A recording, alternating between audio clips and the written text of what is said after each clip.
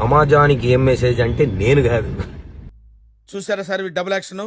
నవదీప్ అనే నేను ఇందు మూలముగా యావత్ తెలుగు ప్రజానికానికి తెలియజేయనిది ఏమనగా, मस्त शेड्स ఉన్నాయరా నీలా. అబ్బో కమలాసన్. బిగ్ బాస్ అనేది సమాజాన్ని రిఫ్లెక్ట్ చేసే ఒక స్మాల్ స్కేల్ మోడల్. రకరకాల మైండ్ సెట్స్, యాటిట్యూడ్స్, ఆలోచనలు ఉండే మనుషుల మధ్యలో 100 రోజులు బతుకుతున్నప్పుడు ఎవడెవడో ఏదేదో అంటారు. అన్నప్పుడు ఆ మాటల్ని మనం ఎలా తీసుకుంటాం, ఎలా రియాక్ట్ అవుతాం, ఎలా మనల్ని మనం కండక్ట్ చేసుకుంటాం అనేది పాయింట్. దాని టెస్టే అగ్ని పరీక్ష. నాకు అర్థం కాలేదు సార్. మాకు కంటెస్టెంట్స్ డేటా ఇస్తారు.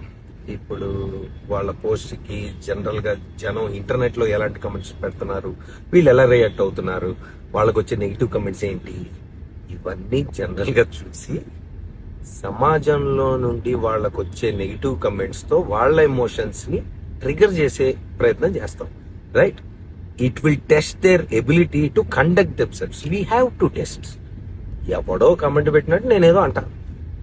కంటెస్టెంట్ రియాక్షన్ ఎలాగైనా ఉండొచ్చు, పర్సనల్ గా తీసుకోవచ్చు. మీ ఒపీనియన్ మీది, I like what I'm doing, I continue to be like this అనొచ్చు. అసలు నువ్వెవడరా నన్ను జడ్జ్ చేయడానికి అని కూడా అనొచ్చు. నువ్వేం చెప్పావు నీకైనా అర్థమైందా? బిగ్ బాస్ అగ్ని పరీక్షకి జడ్జ్ అన్నప్పుడే నాకు తెలుసు కంటెస్టెంట్ ఎమోషన్స్ ని పుష్ చేసి టెస్ట్ చేయాలని. కాన్సెప్టే అది.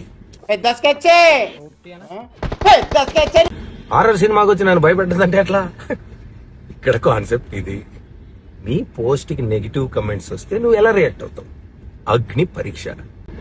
సమాజానికి ఏం మెసేజ్ అంటే నేను కాదు, బిగ్ బాస్ లో పార్టిసిపేట్ చెయ్యాలనుకునే వాళ్ళకి ఏం మెసేజ్ ఇస్తారు అని.